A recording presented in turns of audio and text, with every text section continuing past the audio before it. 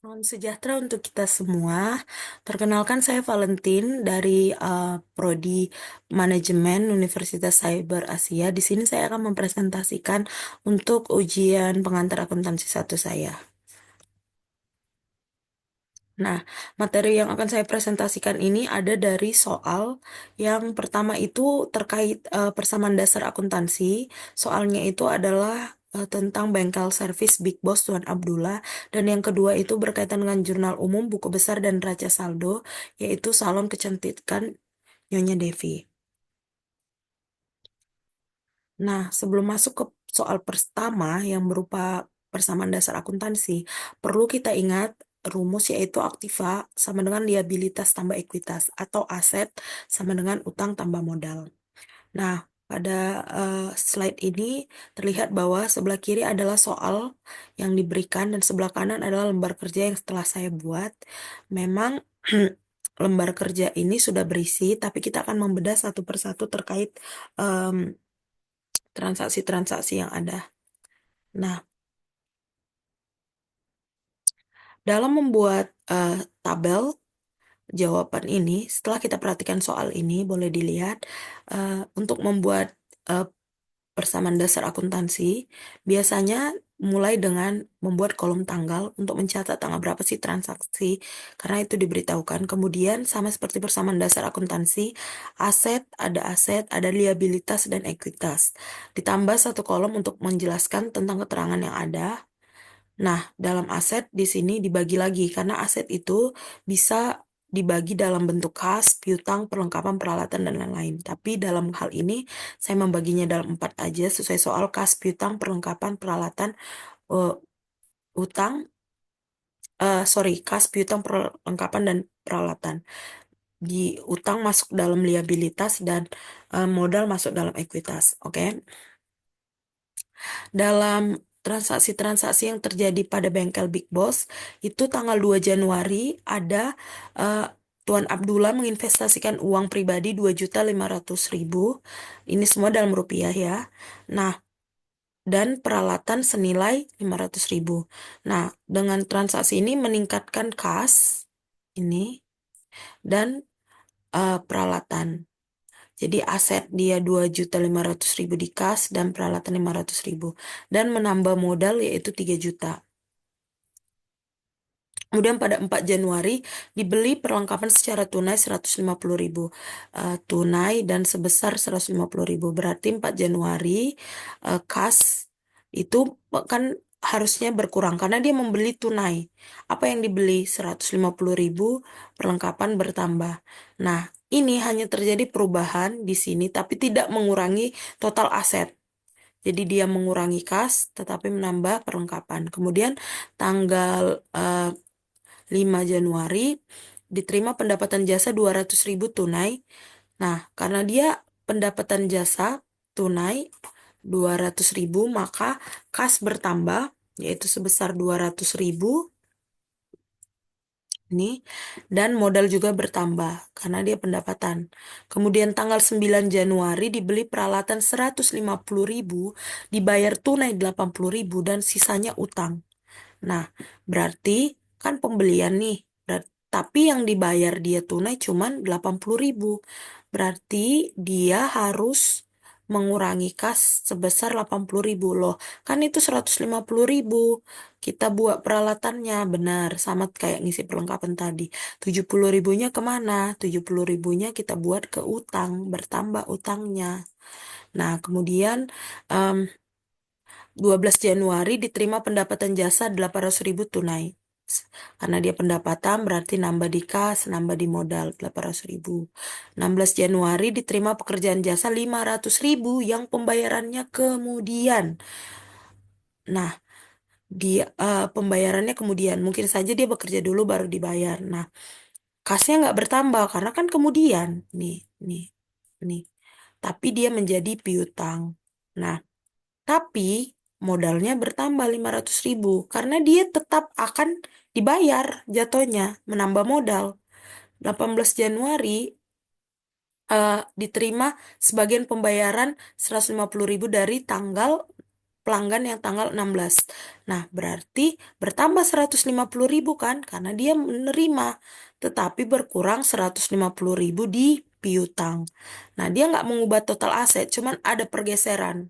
Berkurang 150.000 di piutang, menambah 150.000 di kas. Kemudian 20 Januari dibayar biaya iklan 120.000 dan listrik 250.000. Berarti berkurang karena membayar, berarti berkurang kas 120.000, berkurang kas 250.000 untuk beban iklan dan listrik, juga mengurangi modal dan modal di jumlah yang sama. Kemudian tanggal 23 Januari dibayar gaji karyawan 300.000, berarti sama, mengurangi kas dan modal sebesar 300.000. Kemudian 24 Januari diambil uang untuk keperluan pribadi 50.000. Berarti kan berkurang karena dia mengambil uang. Nah, bedanya itu disebut priv. Tanggal 26 Januari 2023 dibayar biaya telepon. Berarti beban lagi kan, mengurangi lagi kas 100.000, mengurangi modal lagi 100.000. Tanggal 27 Januari dibeli perlengkapan kredit 50.000. Berarti kan dia bertambah perlengkapannya. Tapi karena kredit ini bersifat utang kan. Yang bertambah itu utang. Dia tidak mengurangi kas karena dia kredit. Nggak ada diberi tunai. Jadi tetap.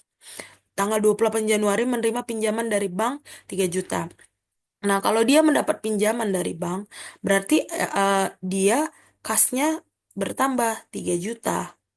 Karena dia minjam, tapi bukan modal yang bertambah, karena dia kan bersifat utang. Dia nambah juga di bagian utang 3 juta. Nah, oke, setelah selesai kita kerjakan semuanya, kita cek semuanya, dan eh, dapatlah kesimpulan dari hasilnya, yaitu aset terdiri dari kas sejumlah 5.600.000, piutang 350.000, perlengkapan 200.000, peralatan 650.000. Nah, total asetnya 6.800.000. Liabilitas terdiri dari utang usaha 120.000 dan utang bank 3 juta. Total liabilitasnya 3.120.000. Ekuitasnya totalnya 3.680.000. Bisa kita lihat dalam soal bahwasanya ketika dijumlah semuanya, ini 6.800.000 untuk total aset, dan liabilitas tambah modal juga sama dengan 6.800.000. Jadi balance dan menunjukkan bahwa pencatatan kita benar dan konsisten sesuai prinsip persamaan dasar akuntansi. Oke, kita lanjut. Kemudian, sebelum masuk ke soal kedua, proses akuntansi itu meliputi tahap pencatatan transaksi dalam jurnal umum, pemindahan atau posting ke buku besar, serta penyusunan neraca saldo. Nah, ini adalah salah satu yang bisa kita jadikan acuan, aturan dasar debit kredit. Ada aset, debit bertambah, kredit berkurang, liabilitas atau utang, debit berkurang, kredit bertambah. Nah, hal ini menjadi acuan kita untuk mengisi soal berikutnya. Oke, sama seperti yang tadi, soal di bagian sebelah kiri, kemudian lembar jurnal umum sudah saya buat di sebelah kanan. Tetapi eh, eh, kolomnya ini berbeda sama persamaan akuntansi yang tadi. Di sini kolomnya ada tanggal, keterangan, ref, debit, kredit. Ref ini dari mana sih? Ref ini jadi kayak kas. Itu ada urutannya. Kas itu mana duluan. Jadi itu yang duluan itu kas, kemudian diikuti dengan 102 itu piutang usaha. Nah, belakangnya itu biasanya itu menunjukkan urutan. Ini 1, 2, kemudian 103 itu perlengkapan. Kemudian dilanjut 201 itu utang usaha. Kalau mau buat kas 111 juga nggak masalah. Tapi nanti untuk 201 eh, jadi 211 itu nggak masalah. Tengahnya itu beda, nggak masalah. Boleh ditengok catatan sebelumnya terkait dengan hal-hal ref, penulisan ref ini. Nah, kita lihat Desember tanggal 1, Nyonya Devi menginvestasikan uang pribadi 6 juta. Berarti eh, di sini eh, de- debit itu pada kas itu masuk dalam debit sebesar 6 juta, modal itu kredit 6 juta. Nah, karena kas di debit yaitu asetnya kas di debit itu karena asetnya bertambah kan, sementara modal di kredit karena ekuitas bertambah dari si investasi pemilik. Kemudian tanggal 4 menerima uang dari pelanggan selama seminggu sebesar 750.000. Nah, debit kas di debit itu 750.000 dan pendapatan jasa di kredit 750.000 karena eh, kas di debit karena menerima uang yaitu asetnya bertambah, sementara pendapatan di kredit karena penghasilan eh, menghasilkan keuntungan yang menambah modal. Kemudian 7 Desember Nyonya Devi membeli peralatan secara kredit di UD Jati Jaya 600.000. Nah, debit itu untuk peralatan 600.000, kredit di utang usaha 600.000. Nah, karena kan kalau peralatan di debit, aset ada bertambah. Sementara utang di kredit karena kewajiban kita juga bertambah. Dia kan utang usaha karena dia memberi secara kredit. Nah, tanggal 11 ini Nyonya Devi membeli perlengkapan secara tunai sebesar 250.000. Nah, 250.000 ini perlengkapan di debit, terus kas di kredit sebesar 250.000 karena pembeliannya itu tunai. Kalau tadi dia kredit ya sama. Jadi kas ini jadi utang usaha, tapi ini karena tunai. Nah, kemudian dibayar biaya listrik, beban kan? Berarti beban listrik itu di debit, kas di kredit. Kemudian karena kan kenapa? Kalau ditanya kenapa ya karena beban di debit ya karena mengurangi modal. Kalau kas di kredit karena aset berkurang untuk membayar beban kan? Nah, kemudian beban lain-lain sama konsepnya seperti di atas. Ada dia tanggal 21 bayar beban lain-lain, biaya lain-lain 150.000, berarti beban di debit 150.000, kas di kredit 150.000. Tanggal 24 Nyonya Devi mengambil uang untuk keperluan pribadi. Kita menyebutnya apa tadi? Priv kan. Priv ini Nyonya Devi masuk debit sedangkan kas masuk kredit karena sama prinsipnya kayak beban juga yang tadi. Kemudian 25 Januari 25 Desember diterima pelanggan atas jasanya tunai 400.000 dan belum dibayar 200.000. Jadi di sini ada perbedaan, kasnya 400.000 karena dia belum dibayar, dia masuk ke piutang usaha 200.000 dan eh, itu di debit, sementara pendapatan jasa itu di kredit. Karena kas dan piutang eh, akan menambah aset, sementara pendapatan di kredit karena meningkatkan modal modal melalui penghasilan. Kemudian yang terakhir ada beban tanggal 28 diterima tagihan dari pelanggan 100.000 sama kas di debit 100.000, piutang usaha 100.000, kemudian dibayar gaji karyawan sebulan sebesar 300.000, berarti beban gaji di debit 300.000 dan di kas 300.000. Perhatikan referensinya. Nah, inilah yang akan kita jadikan acuan untuk posting jurnal. Kita memecah-mecahnya. Tadi 101 ada kas, apa aja isinya. Nah, kita sesuaikan, misalnya ini 101 ada kas 6 juta. Itu investasi. Dia di debit. Berarti investasi 6 juta di debit. Kemudian lihat lagi 101 ini ada apa? Kemudian ada kas lagi dari pendapatan jasa 750.000. Berarti pendapatan jasa debit 700 dan sebagainya. Boleh dilihat, kita harus menyesuaikan debit dan kreditnya. Kemudian untuk eh, sebelah kanan ini saldo debit dan kredit. Ini kalau dia ini kan debit nih 6 juta tambah 6.750 jadi 6.750.000. Kredit 250.000 menjadi 650.000. Itu hitungan saldonya. Kemudian lihat 102 itu piutang usaha sama seperti sebelumnya. Kemudian ada 103 perlengkapan peralatan, 111 201 satu utang usaha, dan dia itu harus sesuai dengan jurnal yang tadi karena kalau itu salah berarti sampai ke belakang itu salah.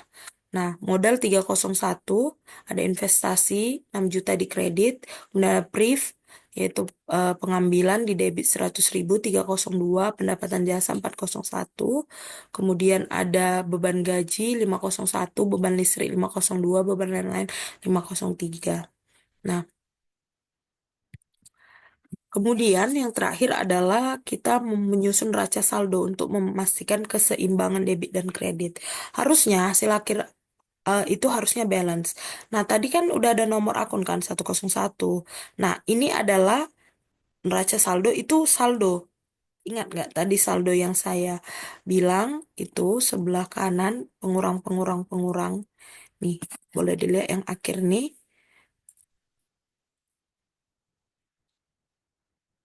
Anonet ini ya, 602 6.200.000. Nah, ini akan sama dengan, oke, sorry, sabar, sabar. Ini. Jadi kita mengikuti saldo yang nih, kas 6.200.000.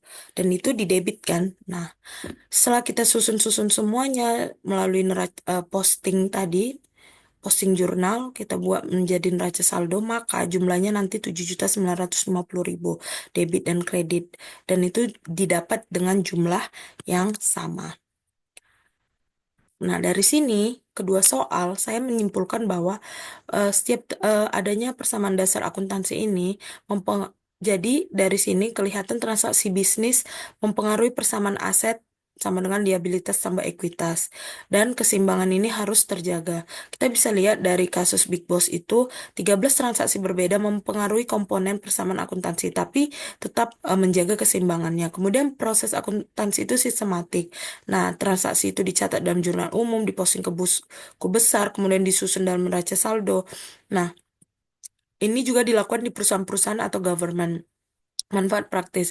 Pencatatan akuntansi ini memungkinkan pemilik usaha ini melacak kemana sih aliran kas, gimana sih keuangan bisnis, apa sih sumber pendapatan, apa sih yang jadi beban, atau keputusan bisnis apa dengan eh, transaksi kita yang sudah terjadi, atau analisis eh, atau jurnal-jurnal keuangan ini, seperti itu kurang lebih. Nah, sekian presentasi dari saya. Terima kasih telah menonton presentasi ini. Semoga dapat memberikan ilmu yang bermanfaat. Sampai jumpa di lain kesempatan. Bye-bye.